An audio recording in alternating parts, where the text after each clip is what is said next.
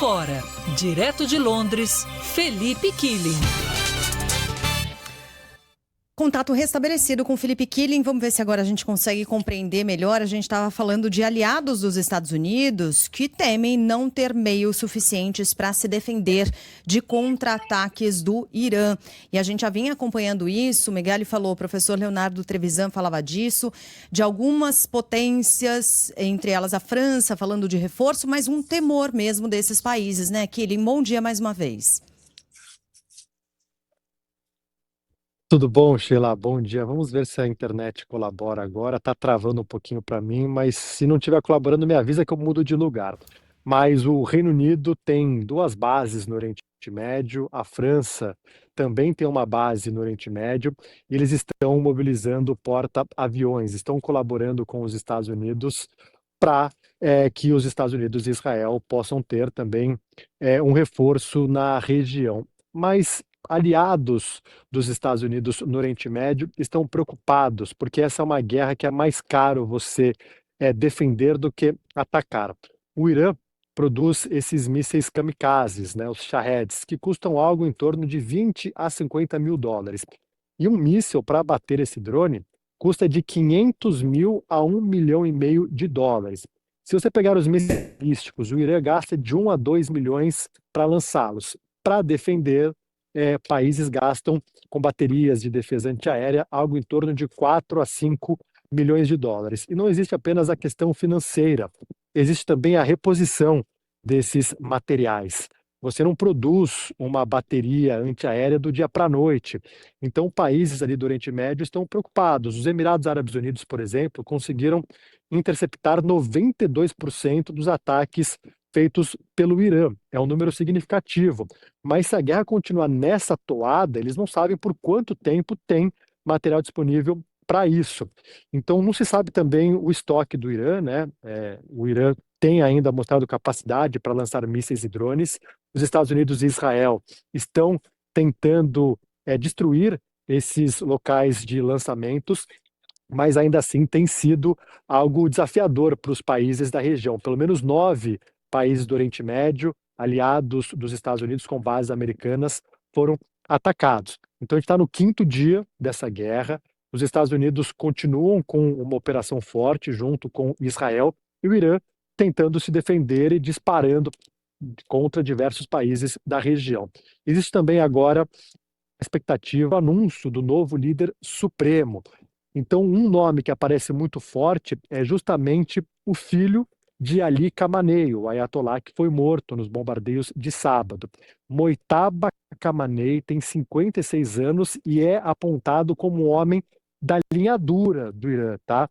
Ele, inclusive, seria a preferência da Guarda Revolucionária. Se isso acontecer, mostra que o regime iraniano, apesar de enfraquecido, está ainda muito presente e não vai ter a mudança que os Estados Unidos imaginavam. E tem um outro ponto. Para você ter uma troca de regime, você precisa ter uma oposição, e uma oposição organizada. No Irã, não existe uma oposição. Muitos analistas por aqui estão falando que, para ter de fato uma troca de regime, precisaria ter soldados americanos. Há também uma informação dada pela CNN que a CIA estaria armando curdos na região para que eles possam também fazer uma frente ao regime iraniano e ter uma troca de regime que seria favorável aos Estados Unidos.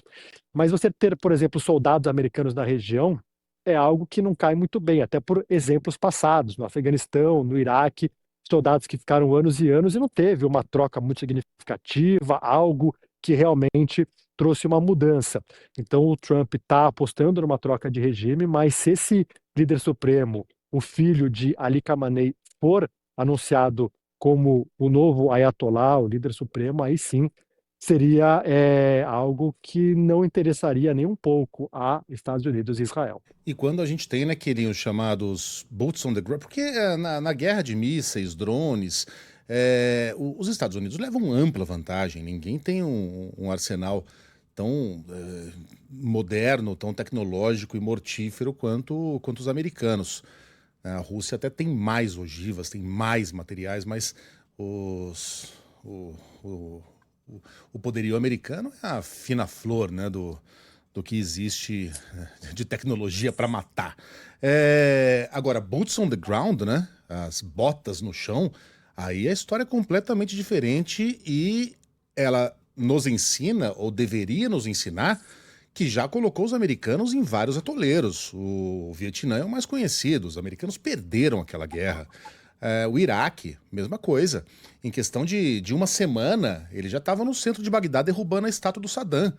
Mas daí a conseguir controlar, de fato, a capital no meio daqueles labirintos, guerrilha urbana, a história é completamente diferente, você nivela o jogo, né?